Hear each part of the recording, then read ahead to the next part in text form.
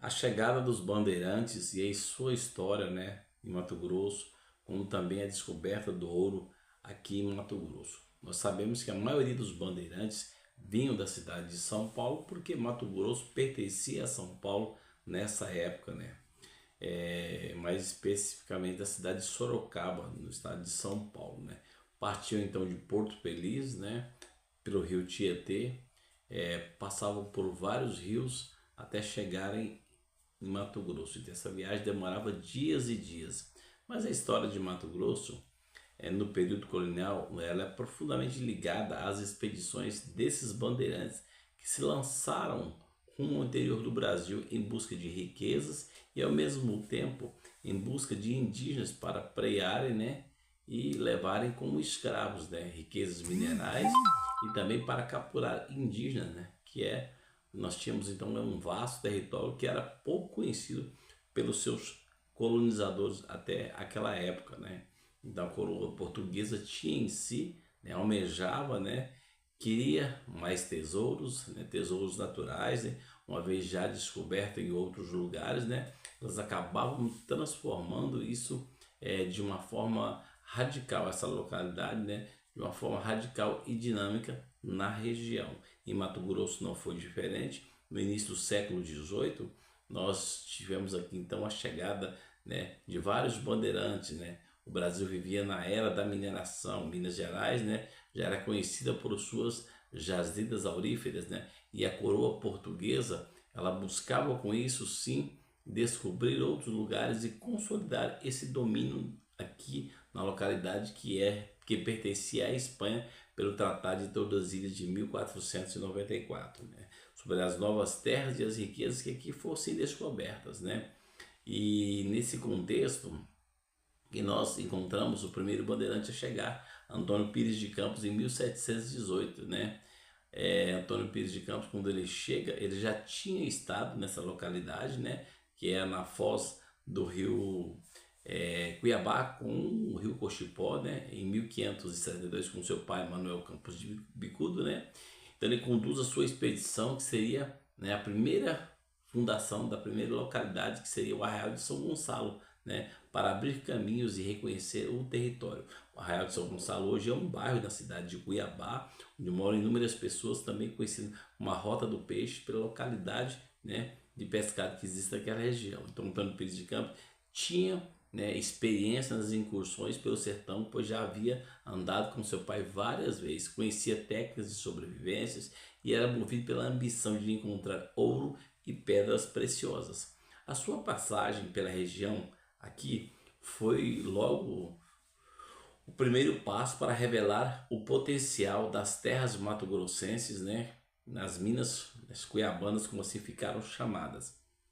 Ele fundou então vilas, né, plantou roças na localidade de São Gonçalo, mas sua expedição, né, acabou abrindo caminho para outros aventureiros, né, como vários outros bandeirantes que vieram anos depois, né, que mandariam marcar definitivamente a história, essa história, né, aqui do oeste brasileiro, né. Em 1719 nós vamos ter a chegada de Antônio, não mais de Antônio Pires de Campos, de Pascoal Moreira Cabral, de Miguel Sutil, né, dos irmãos Antunes Maciel, né, Antônio Pedro de Lara, né. Apenas nesse ano chegou essa região.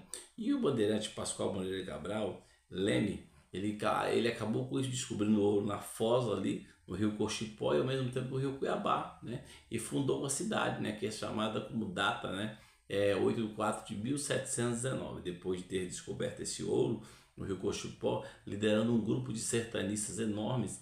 Ele encontrou o ouro também com abundância, né, às margens do rio Cuiabá e Cochipó, mas também foi ali que ele encontrou com os índios cochiponeses, que são os mesmos índios bororos que nós temos na região de General Carneiro, ali entre Paredão Grande.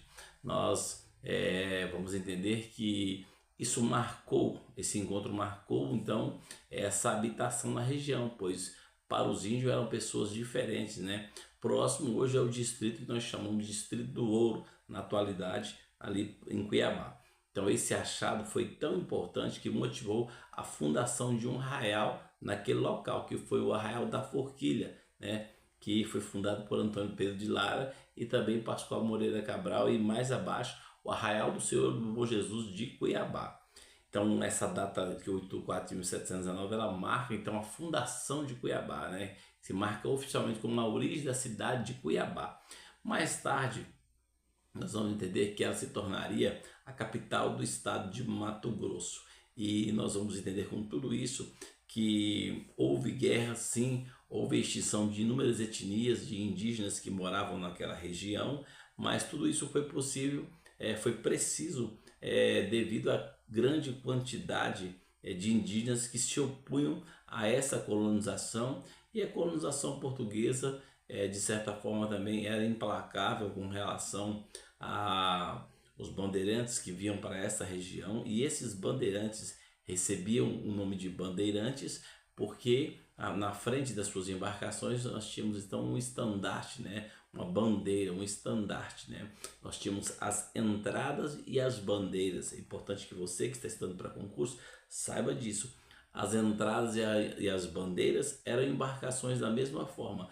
A diferença é que as entradas eram financiadas pela coroa portuguesa, ou seja, eram os próprios portugueses que financiavam essas embarcações a fim de conhecerem novas terras e ao mesmo tempo, de uma certa forma, ganhar a posse dessas terras na região aqui de Mato Grosso que pertenciam à Espanha pelo diz para vocês, pelo Tratado, né, de Tordesilhas de 1494.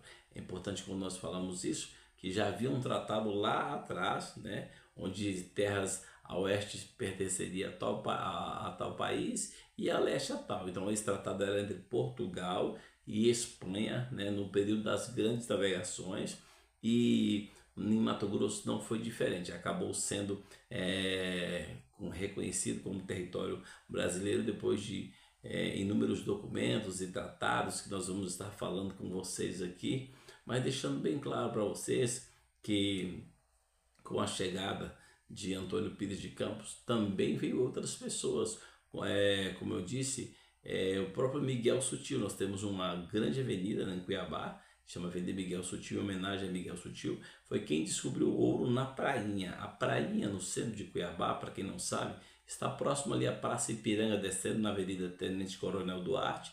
Ali havia um rio, né, um riozinho, né, meio pequeno, né, chamado Córrego da Prainha, e naquelas montanhas próximas daquelas igrejas católicas que nós temos ali, nós tínhamos bastante serras. E Miguel Sutil, num certo dia, mandou que alguns dos seus servos, os indígenas que já estavam com ele, né, fossem à procura de mel. E esses índios desapareceram, esses índios sumiram, passaram o dia inteiro desaparecidos e começaram a procurar. Mas conta a história, né, por Elizabeth Madureira e vários outros escritores que falam sobre a história de Cuiabá, que quase à noite eles retornaram trazendo 630 gramas de ouro, né? Quase 1 quilo de ouro naquela região.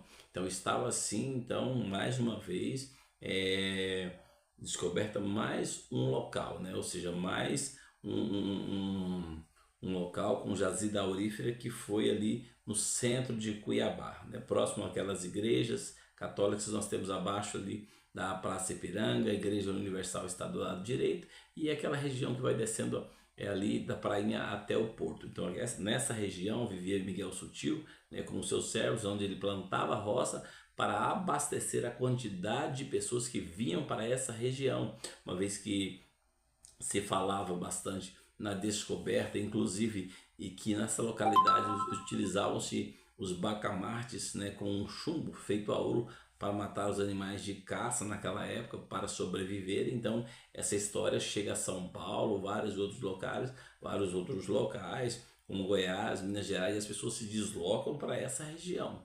Conta a história que em um único mês só foi achado mais de 6.000 quilos de ouro nessa região.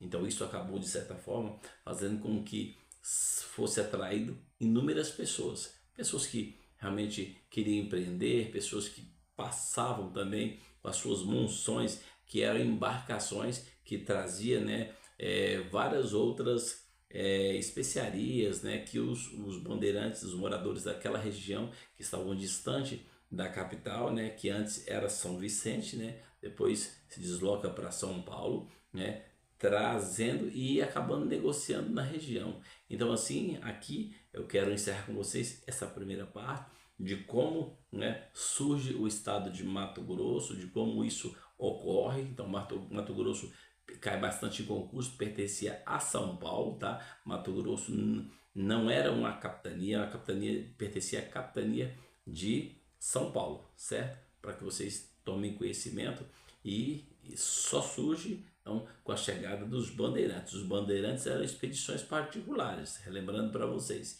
E as entradas eram expedições, né, da coroa portuguesa. Também contava com o mesmo tipo de embarcações, com o estandarte à frente, né, mas para as pessoas que não entendiam, é como se todos fossem bandeirantes. Eu sou o professor Neriberto, eu preparo você para concursos aqui em Mato Grosso, né, onde cobra a história de Mato Grosso.